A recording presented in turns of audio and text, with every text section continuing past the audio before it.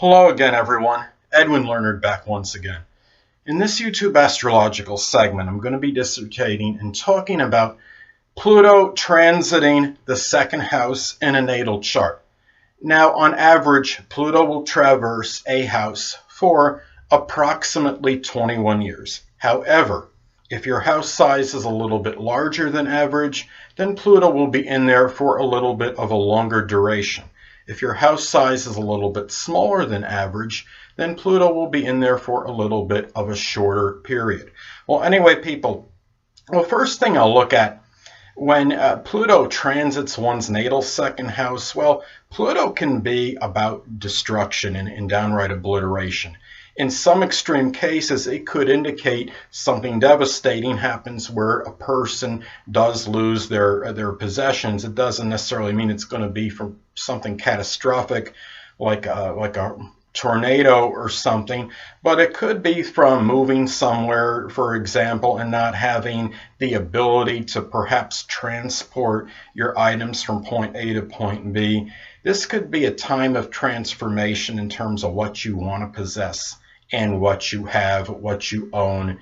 It could be a time where maybe you make a change in the kind of possessions you have and maybe the way you see them. It could be a period where you might, if you're a person that emphasizes things of a monetary nature, it might be changed and could be changed and transformed. You might put less emphasis on material items, or it could be something where you may accentuate it more. If you're somebody, I wouldn't say necessarily avaricious or greedy, but if you're somebody that really puts a strong emphasis on generating income, you may go in the other direction and be the antithesis of this after the transit. Or if you're somebody that doesn't put much emphasis on monetary items, you might decide by the time the completion of the transit, you may put a little bit more emphasis on it than you did previously.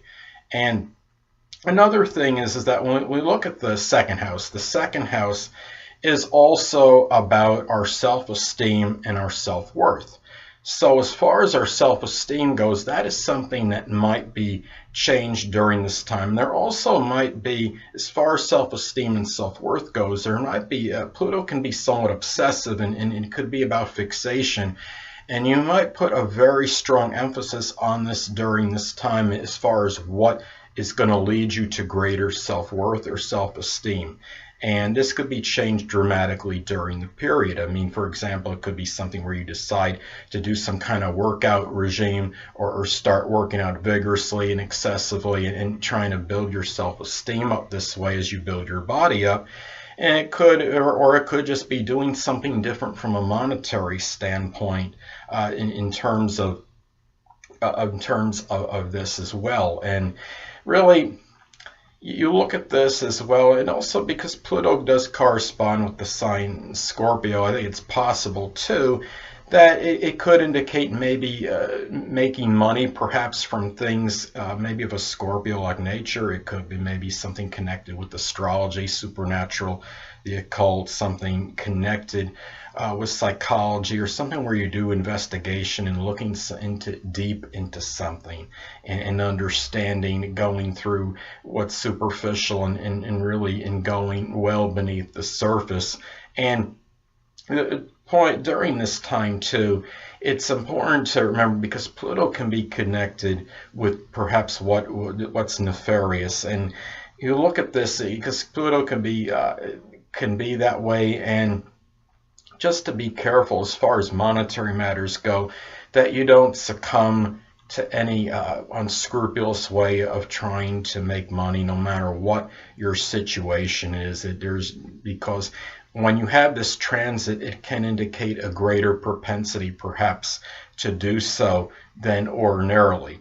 And when you look at our second house is about resources as well. And what our resources are, those things can take a dramatic change during this transit. What your resources were previously may be obliterated, and they may be replaced with something else. Just like when I was talking about before with the possessions, You might have some complete obliteration of them, but at the same time, it's about regeneration and rebirth. They could be supplanted with something else in different possessions when this transit is over. And so those are some things to look at as far as this transit goes. And in the second house, though, is also about values, and those are things we hold to us that we really what things that we value, things that maybe we hold that are significant to us, and what we hold importance on. And this could be a time